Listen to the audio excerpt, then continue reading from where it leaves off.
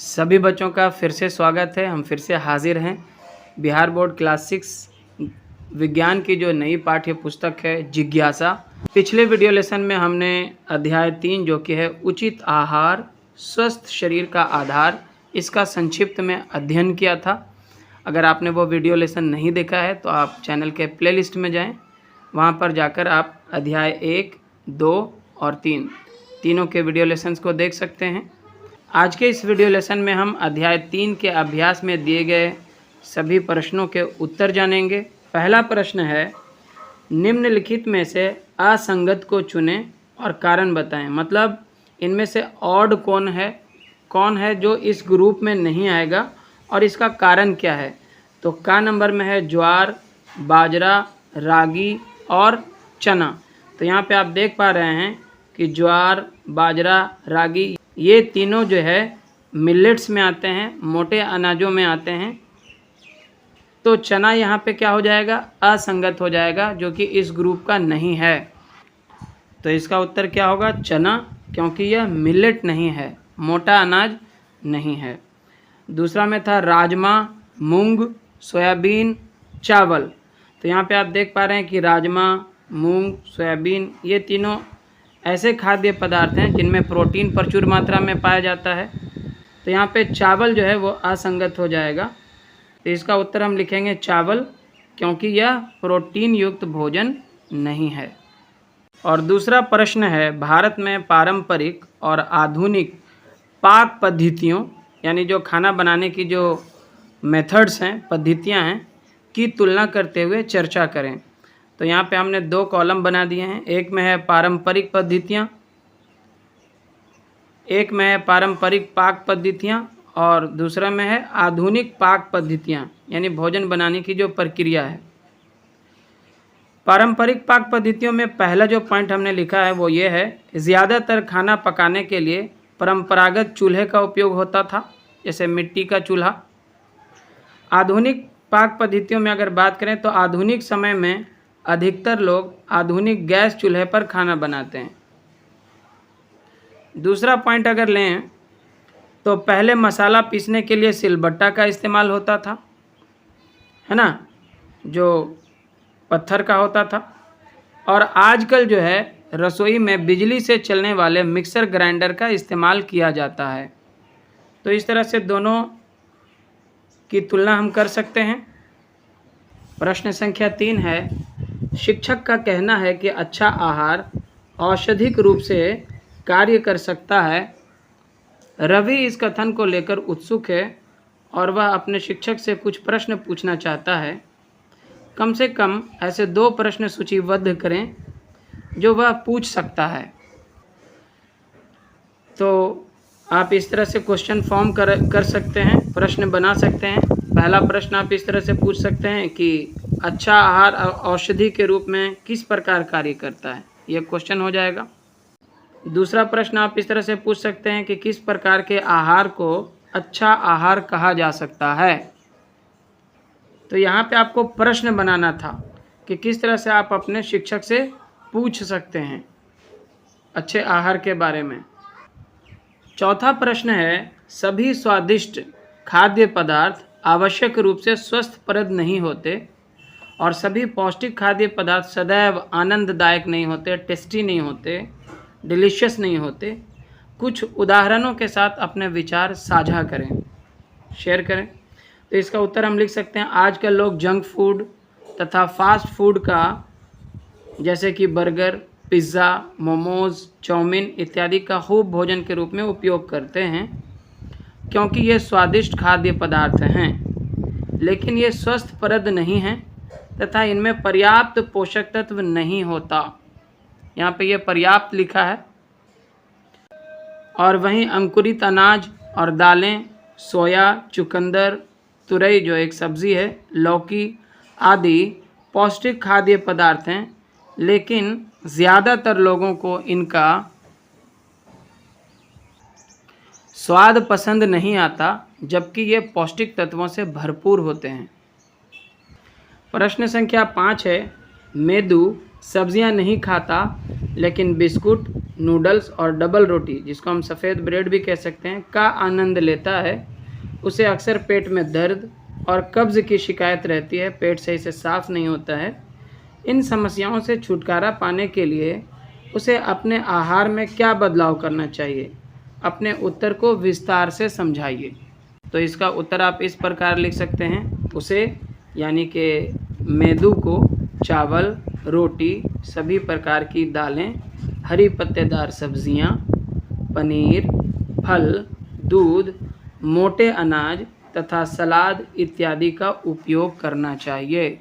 ठीक है, इससे उसको जो है कब्ज़ की शिकायत भी दूर होगी और पेट में जो दर्द रहता है, परेशानियां रहती हैं, वो सब भी ठीक हो जाएगा। और आगे प्रश्न संख्या 6 है, रेशमा को कम रोशनी में देखने में कठिनाई हो रही थी।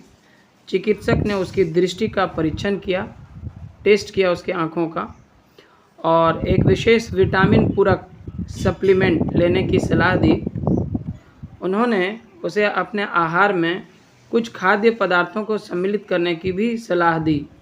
तो हम जानते हैं कि ये जो है कम दिखाई देने वाला जो बीमारी है, रतौंधी हो सकता है और ये विटामिन ए की कमी से होता है। तो यहाँ पे पहला क्वेश्चन है, वह किस अभावजन्य रोग से पीड़ित है? तो हमने जब इसका अध्ययन किया था, अभावजन्य रोगों की जो तालिका देखी थी, उसमें विटामिन ए की कमी से जो है दृष्टिहीनता होती है, अंधेरे में जो है कम दिखाई देने लगता है। तो यहाँ पे कौन से विटामिन की कमी हो रही है? तो यहाँ पे वो कौन से अभावजन्य रोग से पीड़ित है? तो इसको आप उत्तर में लिख सकते हैं केवल रतौंधी। क्या लिख सकते हैं? रतौंधी। यहाँ पे धा लिखना होगा हमें, रतौंधी। ठीक है। और दूसरा है, उसके आहार में किस खाद्य घटक की कमी हो सकती है? तो उसमें विटामिन ए की कमी हो सकती है, विटामिन ए। यहाँ पे आप विटामिन ए लिख लीजिएगा।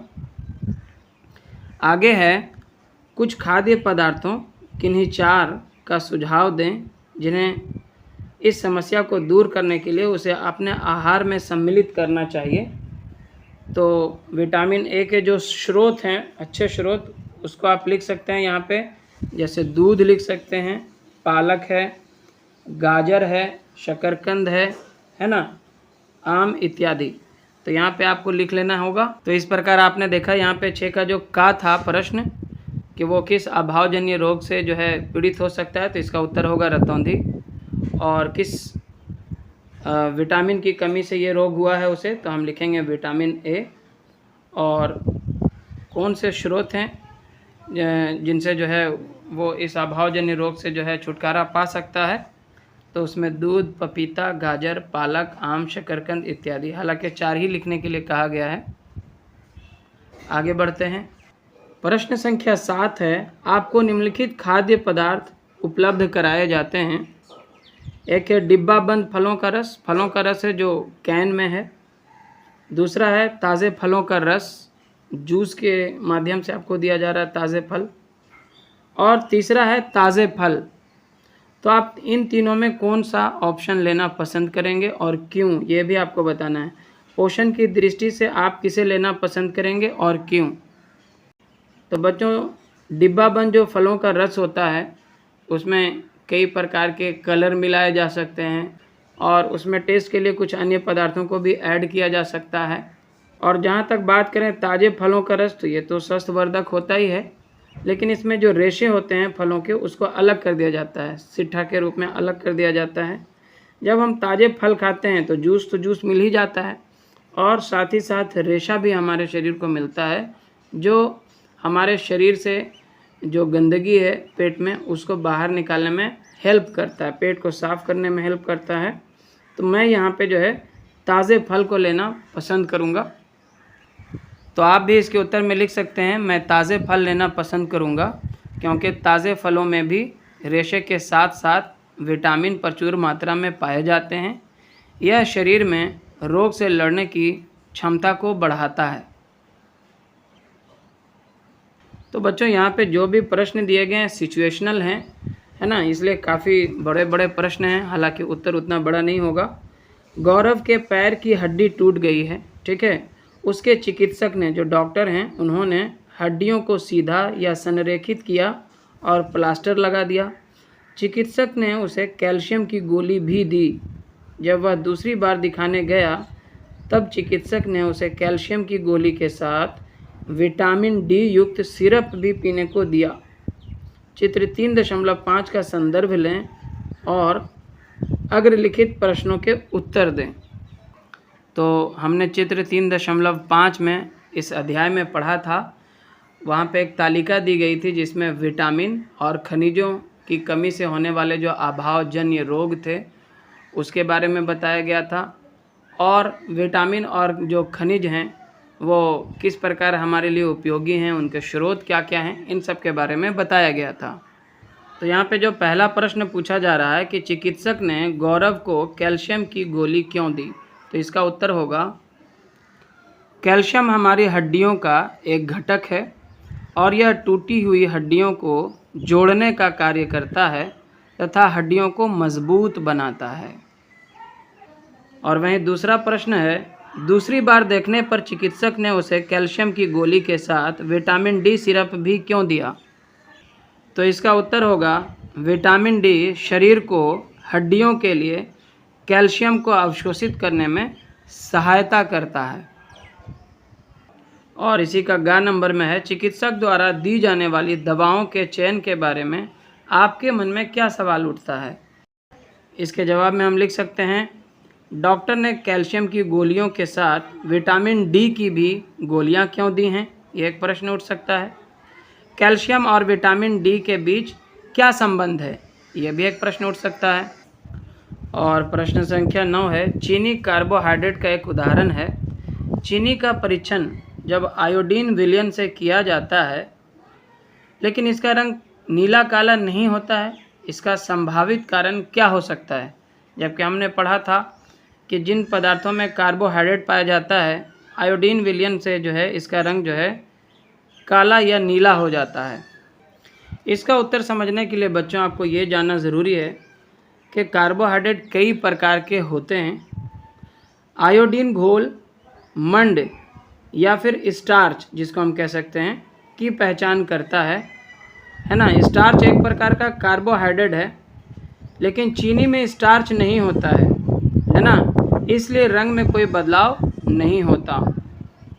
क्योंकि कार्बोहाइड्रेट जो है और कई प्रकार के हो सकते हैं, जैसे कि माल्टोस, फ्रुक्टोस, ग्लूकोज, ये सब भी जो है कार्बोहाइड्रेट के रूप हैं। तो हम जब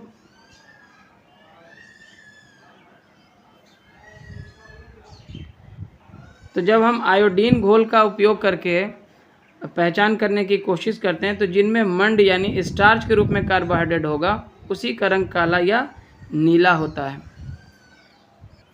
प्रश्न संख्या 10 है, आप रमन के इस कथन के बारे में क्या सोचते हैं। सभी मंड यानी कि स्टार्च कार्बोहाइड्रेट हैं लेकिन सभी कार्बोहाइड्रेट मंड नहीं हैं, स्टार्च नहीं हैं।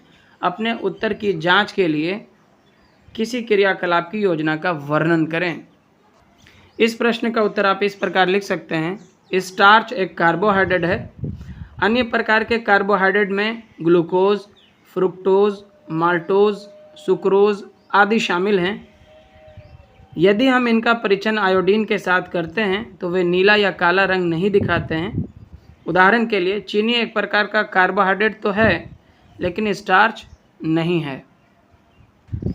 प्रश्न संख्या 11 है, प्रयोगशाला में आयोडीन का प्रयोग करते समय आयोडीन की कुछ बूंदें मिस्टी के मोज़े पर तथा उसकी शिक्षिका की साड़ी पर गिरीं। साड़ी पर आयोडीन की बूंदें नीली काली हो गईं जबकि मोज़े पर आयोडीन का रंग नहीं बदला। इसका संभावित कारण क्या हो सकता है। तो इसके उत्तर में हम लिख सकते हैं, साड़ी में स्टार्च होता है जिसका प्रयोग संभवतः कपड़े की फिनिशिंग प्रक्रिया में किया जाता है। कपड़े को जब बनाया जाता है उस समय में कहीं ना कहीं कुछ ऐसे केमिकल का इस्तेमाल होता है जिसमें स्टार्च पाया जाता है। स्टार्च आयोडीन के साथ अभिक्रिया करके नीला या काला रंग बनाता है। वहीं दूसरी ओर मोज़ों, जिसको हम जुराब भी कहते हैं, जुराबों में स्टार्च नहीं होता है, इस कारण जो है उसके रंग में कोई परिवर्तन नहीं आएगा। और क्वेश्चन नंबर 12 है, कदन्न, जिसको हम मिलेट या मोटा अनाज कहते हैं, को एक स्वस्थप्रद आहार क्यों माना जाता है? क्या केवल कदन्न खाने से शरीर की पोषक संबंधी सभी आवश्यकताएं पूरी हो सकती हैं? चर्चा करें। तो इसके उत्तर में हम लिख सकते हैं कदन्न यानी कि मोटे अनाज, मिलेट्स को पोषक अनाज के रूप में जाना जाता है क्योंकि यह हमारे शरीर को प्रोटीन, फाइबर, विटामिन और खनिज प्रदान करता है।